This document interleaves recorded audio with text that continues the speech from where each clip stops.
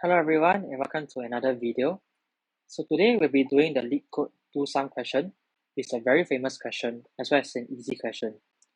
So given an array of integers nums and an integer target, we have to return the indices of the numbers that add up to the target. We can assume that each input will have exactly one solution and I will not use the same element twice. I can return the result in any order. So taking a look at example 1, we see that we have a target of 9. And from the nums array that we see, we do have a potential value, which is 2 plus 7. So as such, we output an array of 0 and 1, because these are the indices of 2 and 7 respectively. Likewise, for example 2, we see that target is 6, and that is achieved using 2 plus 4 inside the array, and thus we return 1 and 2. The same for the third example. So today what I will do is to show you two solutions. The first is the brute force method, and the second is the hashing method, which is faster, by users' memory at the same time. So let us start with the brute force method. So for the brute force method, what comes to my mind is to just simply iterate through all the possible combinations in the numbers. So using example 1 right here, what I will do is to iterate through all the possible combinations, which are 2, 7, 2, 11, 2, 15, 7, 11, and 7, 15 respectively. And I'll find one that meets the target, which is 9. So coincidentally, the first combination is the one that meets the target.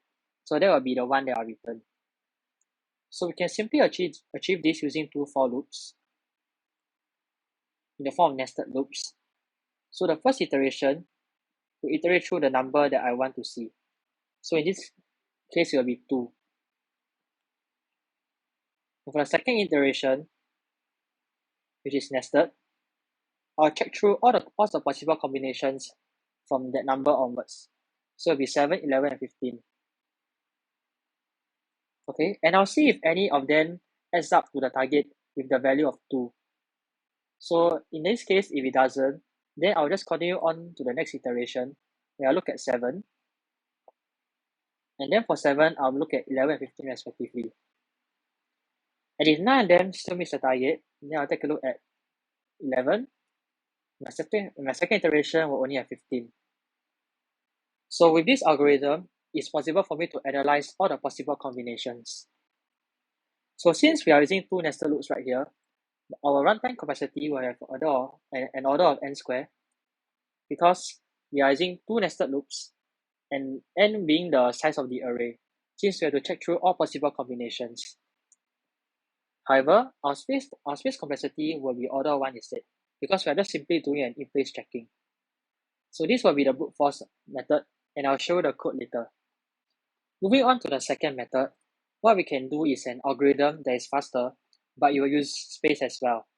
And this is solved using hashing.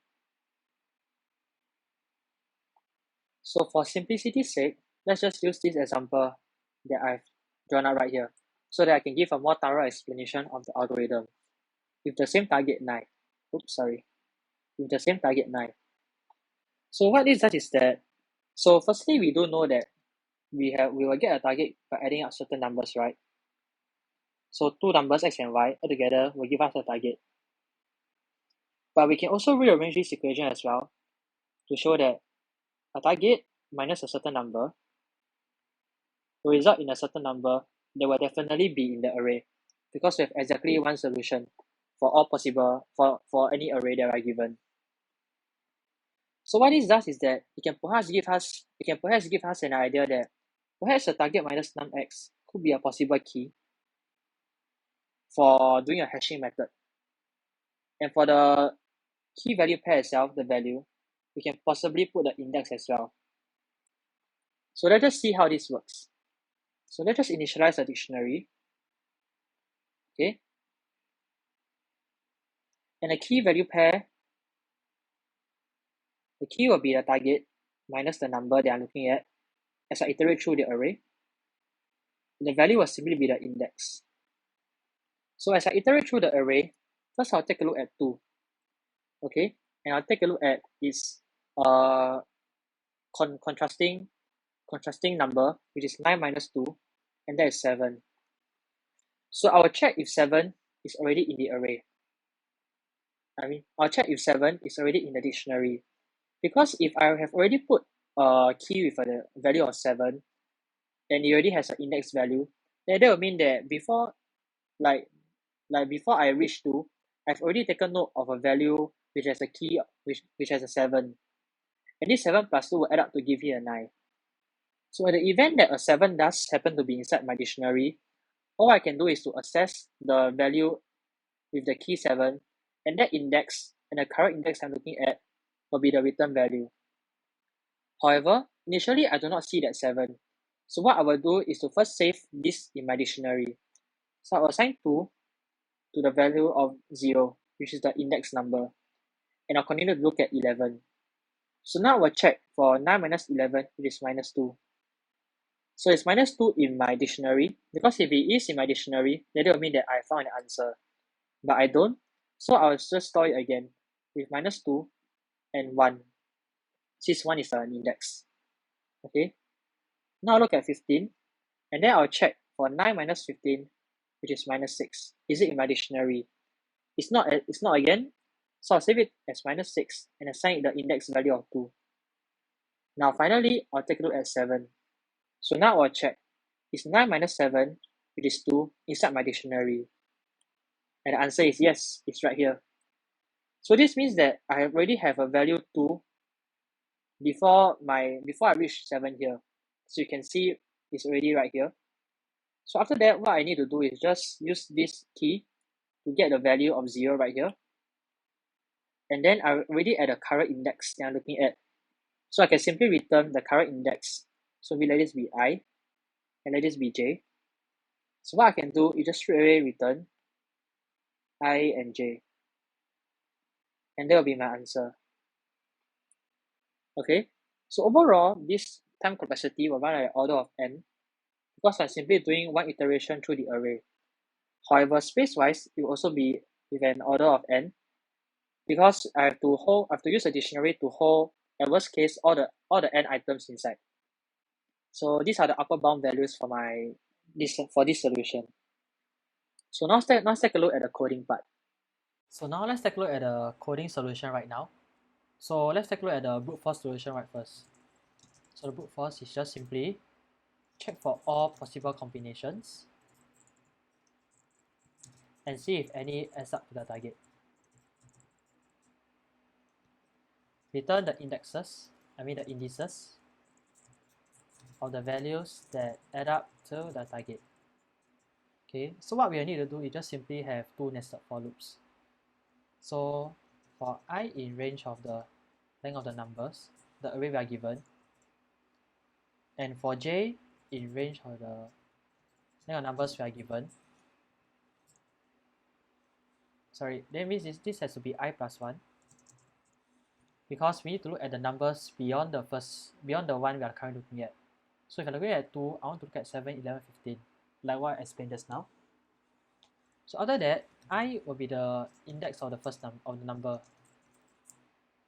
we are looking at, and j will be the one to help us look at the possible combinations with I. So what we need to do is just simply check if the target, if this value added to j is equals to the target, so that means that we have found a possible combination. All we have to do is just simply return the array with the elements I and j. So this will just be the brute force solution. Okay. So now let us take a look at the other solution, which is hashing. So what I will need to do is first have a dictionary to hold my key value pairs. So my key will be the target minus the current number, and my value will be the index. So as I iterate through the array,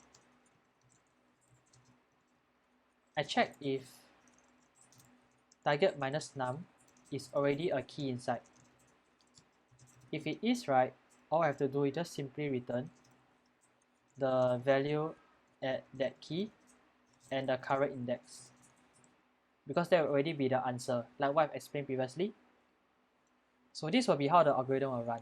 We don't really need to have an else case because we are guaranteed to have exactly one solution no matter what. So let's just start coding this right now. So let's just call it pairs, and that's our dictionary. And now we iterate through the array. So for I in the range of the length of the array, I check. So my opposing value will be target minus nums I. So I check if it's already a key inside. Then I will get hold of the index. So I'm actually writing all these variables so that it's a bit clearer, but actually you probably don't need to write them if you already understand the code. So the index that I want will be at pairs and opposing value. And this will be the index that I've already found previously.